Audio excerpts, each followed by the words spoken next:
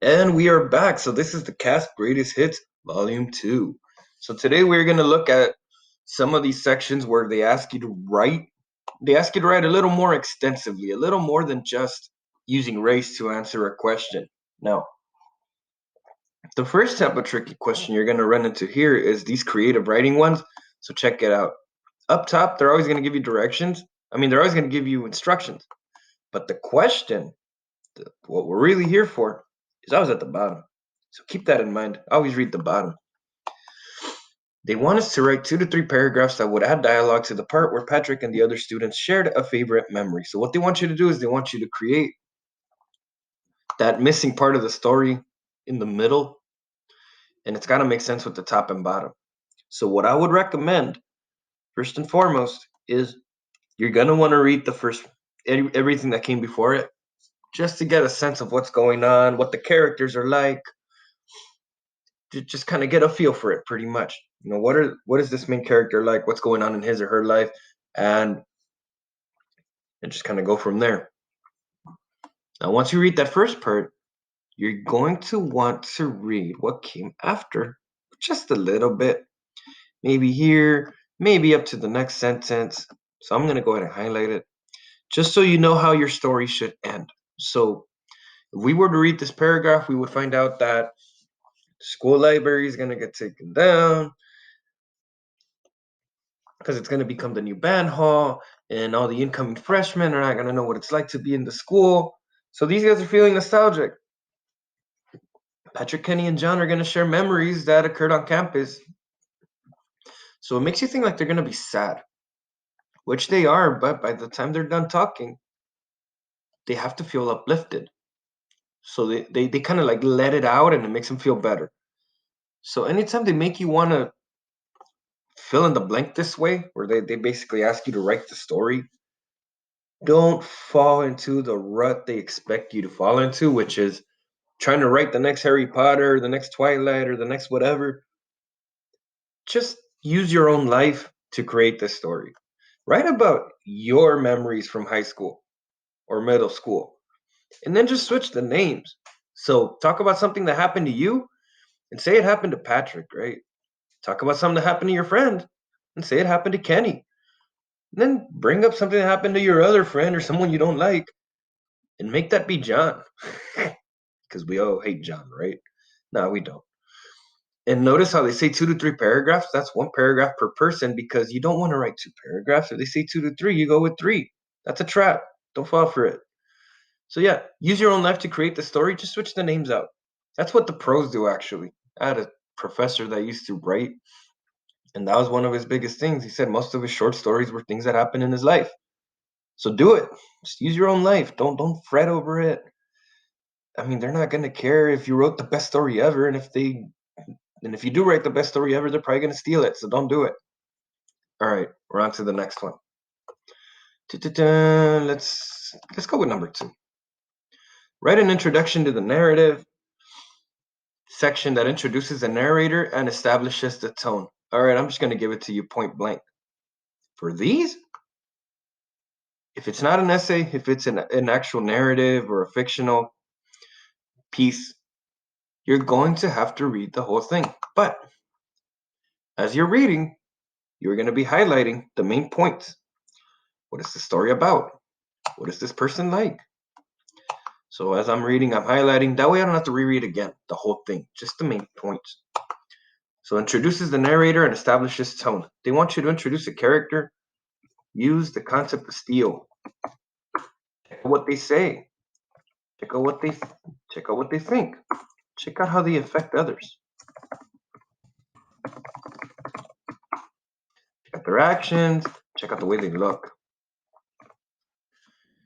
If you have to describe a character, that's the best way to do it. So read the piece and kind of keep an eye on those things, and that'll tell you what character you're dealing with, and then just introduce them in the story. Just kind of make something up. Now, establishing the tone means that whatever tone that they have, you're just gonna match it. So make sure you start the way that they kept going, and make sure you introduce the character properly. And there you go. Again, if this sounds like somebody you're reading the story, hey, that kind of sounds like my cousin. Talk about your cousin, but just switch the name. And there you go. Now, the last kind of question we're going to be checking out is this one. This is a super common one. They want you to write a conclusion that follows logically from the information in the essay. Oh my God, they want me to read the whole thing and then they want me to wrap it up. You don't have to. This is what you actually should do. You want to look for the thesis, you want to look for the topic sentences. Now, the thesis is the last sentence in the intro usually. The topic sentences are usually the first sentences in the body paragraphs. So here, if my math is right, that should be it.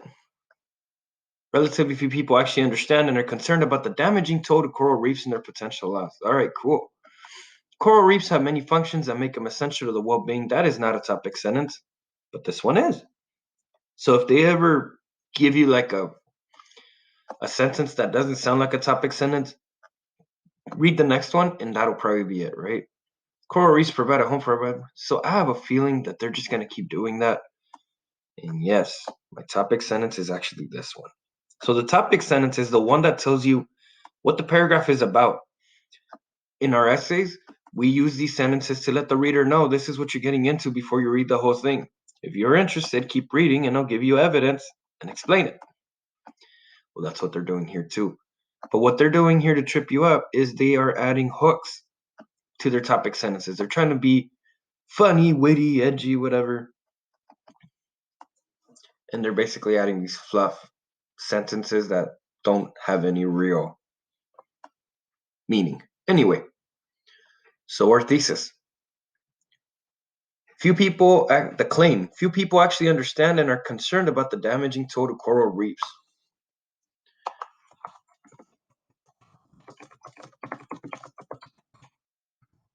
Few people are actually concerned about the damaging toll.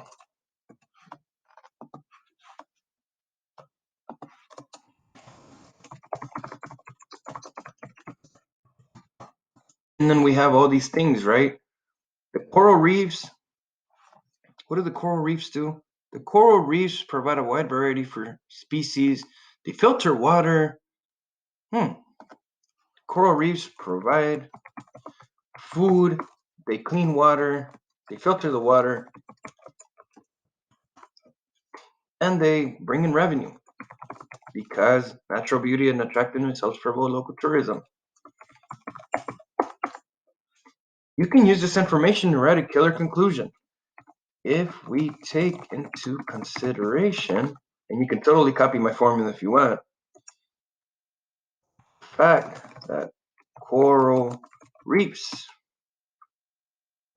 provide food, filter water, and bring in revenue to many towns, then it becomes clear why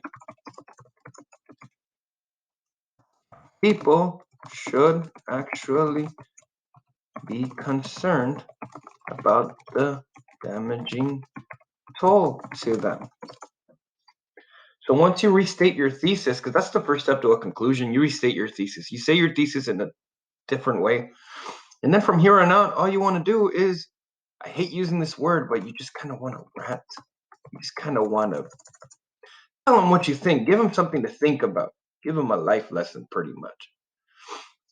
People should actually be concerned about the damaging toll to them. If we don't take care of our coral reefs today, then the damages will escalate and many things will suffer. If the coral reefs die, then so will the food supply bars, then the water, then and eventually even us. Think of that the next time you decide to ignore such an impactful such an time you decide to ignore such an important issue, something like that, right? I just kind of shot from the hip, and that's what you want to do too, because that's usually when things come out right. So that's how you write a conclusion. And notice how I didn't really read this thing? Yeah. Guess what happens once you pass one of these? They give you the same one, but it's a lot longer. Same thing. Look for the thesis, look for the topic sentences, and go from there. All right, you guys, everything else is pretty manageable. So these are the three trickiest ones, though. These are the ones that are meant to stop you. These are the ones that are meant to slow you down. So now you know how to beat them quick. Get out there and do it. All right, take care, and we'll see you around. Bye.